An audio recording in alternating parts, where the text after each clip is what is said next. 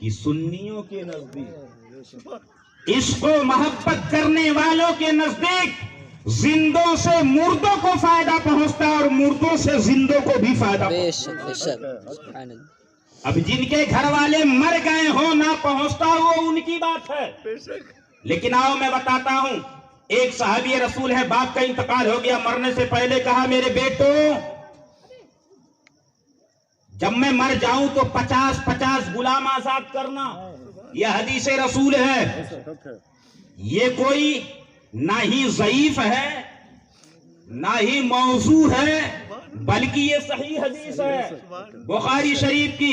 پہنچے یا رسول اللہ صلی اللہ علیہ وسلم، میرے باپ نے مرنے سے پہلے وصیت کی تھی بیٹا جب میں مر جاؤں تو 50 غلام آزاد کر دینا۔ یا رسول اللہ میرے بھائی نے تو غلام آزاد کر دیے لیکن میں نے غلام ابھی تک آزاد نہیں کیے، اس لیے کہ میرا وہ باپ تھا جس نے کلمہ نہیں پڑھا تھا۔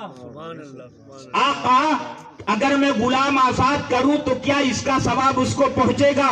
تو اللہ کے نبی ارشاد فرماتے ہیں اے میرے صحابی تو غلام آزاد مت کر، اس لیے کہ وہ مومن اور مسلمان نہیں تھا، اس لیے اس کا ثواب اس کو نہیں ملے گا۔ اللہ کے نبی نے یہ ذہن دے دیا جس کے والدین مومن ہوں گے اگر وہ اپنے والدین کے لیے کپڑا دیتا ہے تو اس کا ثواب بھی پہنچتا ہے، غریبوں کو کھانا کھلاتا ہے تو اس کا ثواب بھی اس کے بعد کو پہنچتا ہے، اگر صدقہ و خیرات کرتا ہے تو اس کا ثواب بھی اس کے بعد کو پہنچتا ہے۔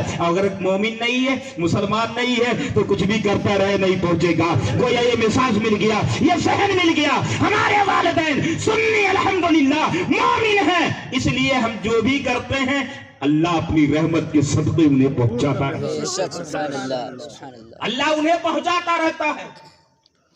کیوں نہ ہو، میں ایسی ویسی بات نہیں کرتا۔ حضرت سعد رضی اللہ تعالیٰ عنہ صحابی رسول ہیں، ماں کا انتقال ہو گیا، نبی کی بارگاہ میں پہنچے یا رسول اللہ صلی اللہ علیہ وسلم میری ماں کا انتقال ہو گیا، آقا کچھ ایسا ذریعہ بتا دیں تاکہ میری ماں کو مرنے کے بعد بھی ثواب ملتا رہے۔ تو اللہ کے نبی صلی اللہ علیہ وسلم ارشاد فرماتے ہیں اے سعد جاؤ ایک کنواں کھدواؤ، جب کنواں کھد کے تیار ہو جائے تو مجھے بلا لینا، مجھے بلا لینا۔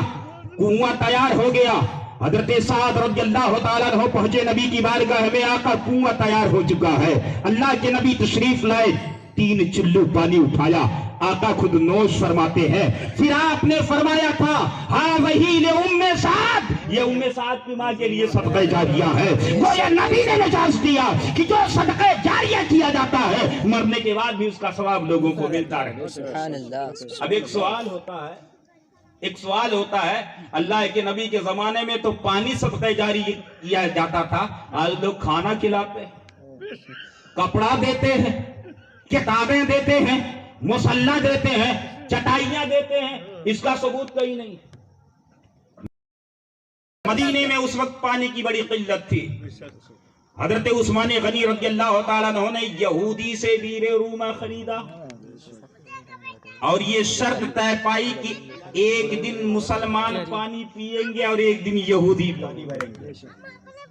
تو مسلمان جب پانی بھرتے تھے تو ایک ہی دن میں کئی دن کا اسٹور کر لیتے تھے۔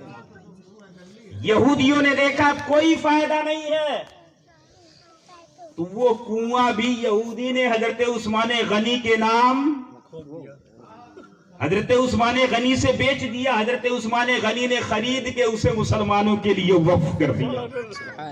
اور ایک چیز جان لیجئے، آج بھی پوری دنیا میں انسان جب مر جاتا ہے نا تو اس کے اکاؤنٹ بند ہو جاتے ہیں، اس کا کھاتہ بلاک کر دیا جاتا ہے، لیکن الحمدللہ حضرت عثمان غنی رضی اللہ تعالیٰ عنہ کی وہ ذات ہے کہ آج نہ جانے کتنے سال گزر چکے، آج بھی حضرت عثمان غنی کا اکاؤنٹ چالو بھی ہے اور ان کے کھاتے میں پیسہ بھی جمع ہوتا ہے اور ان کے کھاتے سے نکل کر پوری دنیا کے لوگ اس سے فیض یاب ہوتے ہیں اور فیض اٹھاتے رہتے ہیں۔ یہ جو نل آتا ہے، جماعت خیریہ بیٹھی ہے سعودیہ میں، یہ جو ٹیوبل آ رہا ہے، مسجدیں بن رہی ہیں، میں پوچھنا چاہتا ہوں کہاں سے آتا ہے یہ؟ جو مدینہ میں گئے ہوں گے انہوں نے دیکھا ہوگا، مدینہ المنورہ کے ایک طرف جو قدیم سوق ہے مدینے کا، جو مدینہ المنورہ کا پرانا مارکیٹ ہے، وہاں پرانی بلڈنگیں بنی ہوئی ہے، وہ حضرت عثمان غنی رضی اللہ تعالیٰ عنہ کی ہے، جس میں جا کر زائرین قیام کرتے ہیں، جو کرائے کا پیسہ ملتا ہے وہ حضرت عثمان غنی کے اکاؤنٹ میں جمع ہوتا ہے، اور آج بھی ان کا صدقہ جاریہ جاری و ساری ہے۔ یہ وہ عثمان غنی ہے۔ تو کہنے کا مطلب یہ ہے کہ مدینے میں اس وقت پانی کی قلت تھی، اس لیے نبی نے ضرورت سمجھی پانی کی کہ پانی وقف کر دو، اس سے بہتر کچھ نہیں ہے۔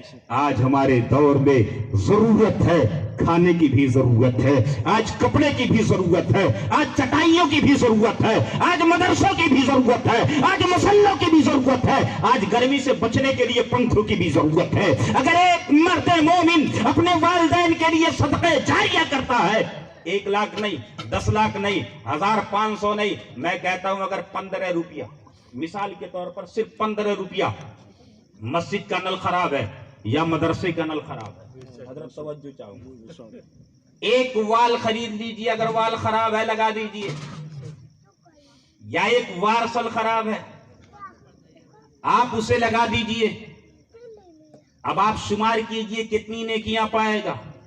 اس نل سے پانی چلا کر کے ایک طالب علم نے وضو کیا جس نے حفظ مکمل کر لیا، جو حفظ پڑھا، اب وہی حافظ بچہ کہیں پڑھانے گیا، کسی ایک بچے کو حافظ بنا دیا، اس بچے نے حفظ کیا یا عالم پڑھ لیا، کسی ایک بچے کو عالم بنا دیا یا حفظ پڑھا دیا، یا درسی کتابوں یا چھوٹی کتابوں کو پڑھایا جس سے بزینہ بزینہ چڑھ کر وہ قرآن کو حفظ کیا۔ اگر یہ سلسلہ قیامت تک چلتا رہا تو جس نے پہلے وضو بنایا، کتابیں پڑھی، پڑھنے کا جو ثواب اس کو مل رہا ہے، وال لگانے والے کے باپ کو بھی مل رہا ہے۔ اس کا انتقال ہو گیا، اس کے شاگرد تیار ہو گئے، شاگرد قرآن پڑھ رہا ہے، قرآن پڑھنے کا ثواب اس کو مل رہا ہے، قرآن پڑھانے کا ثواب ان کو مل رہا ہے، اور جو پانی سے وضو بنا کر کے حفظ کیا تھا اس کا ثواب اس کے باپ کو قبر میں مل رہا ہے۔ گویا کہ یہ سلسلہ ایسا چلے گا قیامت تک، کبھی صدقہ جاریہ ختم ہو ہی نہیں سکتا۔ ایک 15 روپیہ کا، اور اگر ہم نے مسجد میں ایک مدرسے میں ایک اینٹ لگا دی، مدرسے میں پڑھنے والے بچے پڑھتے رہے، عالم نہیں بنا، عالم نہیں بنا، حافظ نہیں بنا، اگر قرآن پڑھ رہا، قاعدہ پڑھ لیا، سرنل قرآن پڑھا، قرآن شریف پڑھنے لگا، تو جب جب یہ قرآن پڑھے گا، جتنا قرآن پڑھنے کا ثواب اس کو ملے گا، اتنا ہی ثواب اس کو بھی قبر میں ملتا رہے گا جس کے لیے صدقہ کیا گیا۔ تو پیارے، یہ صدقہ جاریہ ہے۔ اور میں آپ کو بتاؤں، آج جو لوگ کہتے ہیں نا مرنے کے بعد کچھ نہیں ہو سکتا، تو میں کہتا ہوں وہ جانے جس کے لوگ مرتے ہوں۔ ہمارا قرآن تو کہتا ہے کل نفس ذائقۃ الموت، ہر نفس کو موت کا مزہ چکھنا ہے۔ کیا ہے؟ موت کا مزہ چکھنا ہے، کھانا نہیں ہے۔ موت تو جسم پر آتی ہے، روح پہ آتی ہی نہیں۔ موت کہاں آتی ہے؟ روح پہ کہ جسم پہ؟ جسم پہ۔ روح آج زندہ ہے کہ نہیں؟ زندہ ہے۔ کیوں؟ اس لیے کہ وہ روح قیامت کے دن بدن میں پلٹائی جائے گی اور پھر انسان کھڑا ہو جائے گا۔ اب میں آپ سے پوچھو جناب، یہ بتاؤ کیا یہ دنیا کی زندگی آخری زندگی ہے؟ نہیں۔ آپ دنیا میں آنے سے پہلے کہیں تھے کہ نہیں تھے؟ تھے، عالم ارواح میں تھے، زندہ تھے۔ تب تو باپ کے صلب میں نطفہ بن کر آئے، ماں کے شکم میں حمل کی شکل میں آئے، رب نے جتنے دن تک چاہا ماں کے پیٹ میں رکھا، 6 مہینہ، 7 مہینہ، 8 مہینہ، 10 مہینہ، 11 مہینہ، سب سے کم مدت ہے 6 مہینہ۔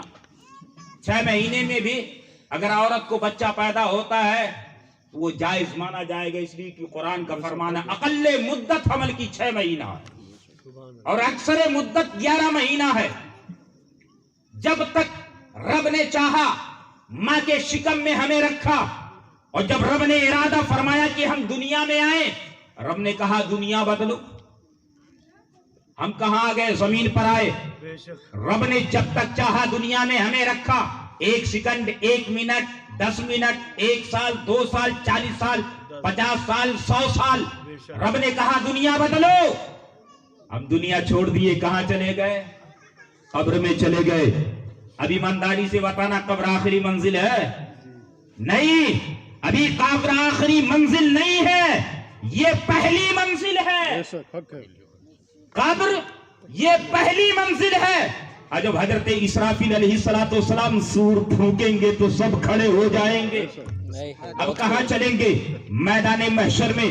اب میں آپ سے پوچھنا چاہتا ہوں، بتاؤ میدان محشر کیا آخری منزل ہے؟ نہیں، ابھی آخری منزل نہیں ہے. اس کے بعد ایک مقام اور بھی ہے، وہ مقام ہے حشر و نشر کا، جہاں ہمارے اعمال تولے جائیں گے. میزان عمل نصب کیا جائے گا، ہمارے اعمال تولے جائیں گے. گنہگار ہے تو جہنم کی آگ تیار ہے، نیکوکار ہے تو جنت کی خوشبودار فضا ہمارے انتظار میں مشتاق کھڑی ہے. اب ہمارا آخری منزل آنے والا ہے. پل صراط پار کریں گے، نیکیاں لے کر کے جنت میں جائیں گے، گناہ لے کر جہنم میں جائیں گے. جو جنتی ہوگا اس کے لیے ہمیشگی کی جگہ جنت بنے گی، اور جو جہنمی ہوگا اس کے ہمیشگی کی جگہ جہنم بنے گی. بتاؤ مرے تھے کب؟ 4 سال پہلے، 10 سال مرے تھے کب؟ ابھی تو ہم دنیا ہی بدل رہے ہیں، اور یہ دنیا بدلی جا رہی ہے. اسی لیے الحمدللہ ہم سنیوں کا یہ عقیدہ ہے کہ اگر ہم اپنے مرحومین کی روح کو ایصال ثواب کرتے ہیں تو ان کے روح کو سکون ملتی ہے.